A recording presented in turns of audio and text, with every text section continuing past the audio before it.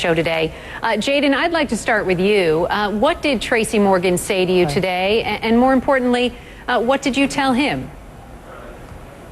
Well, I started out with telling him a lot about my story, my background, and basically what he was telling me was being apologetic 1,000 times over for what the statements that were said. Also, he told me a lot about his background and how much he's like me. We both grew up in not great areas, not great neighborhoods, and then also he has backgrounds with me with Jehovah's Witnesses.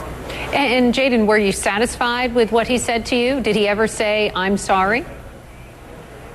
Oh, yes. Yeah. Well, yes, he apologized. He definitely did. Not that I'm not satisfied. I just want to see exactly the changes that he says he's going to make.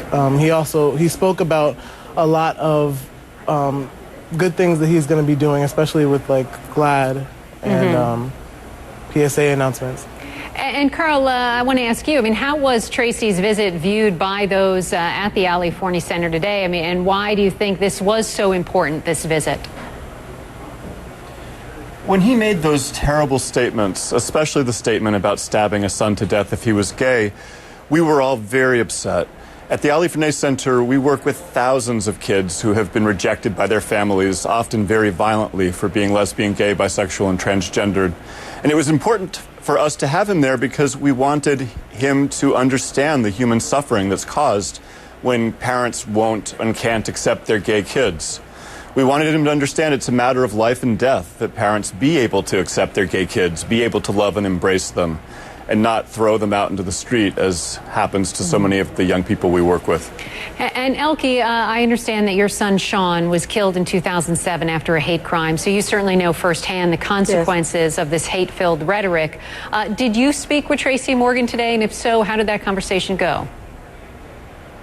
Yes, I did, and I was able to share my story with Tracy, to tell him that my son was the victim of a hate crime in 2007, and he apologized for what he said, and also he made a commitment to do something about it, to use his place in the media in order to be able to be supportive of the LGBT community.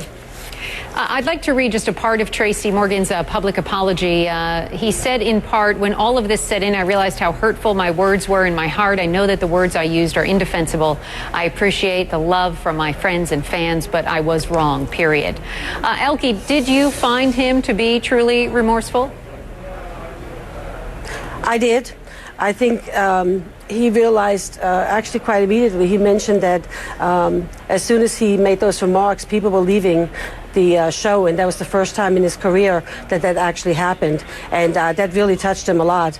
And he also said that his son was very disappointed in him, and listening to my story, he realized very quickly that it could be one of his sons that could be murdered in a hate crime very easily, and so that really touched him very much. And Carl, do you think that apologies and meetings with groups like yours is enough? No, I don't. Look, I think it's an important first step. There are thousands of people that have hurt our young people, parents who've rejected them, religious leaders and political leaders who promote the homophobic climate where parents are ashamed of their kids. Nobody's ever come and apologized before, so I give Tracy Morgan credit for that. But no, we've got to work much harder to create an environment in our country where families can love, accept, and embrace their LGBT children, and we've got a long way to go. And Jaden, what would you say is the takeaway in all this? I mean, yours and Tracy's. What lessons do you think really that Tracy has learned through this?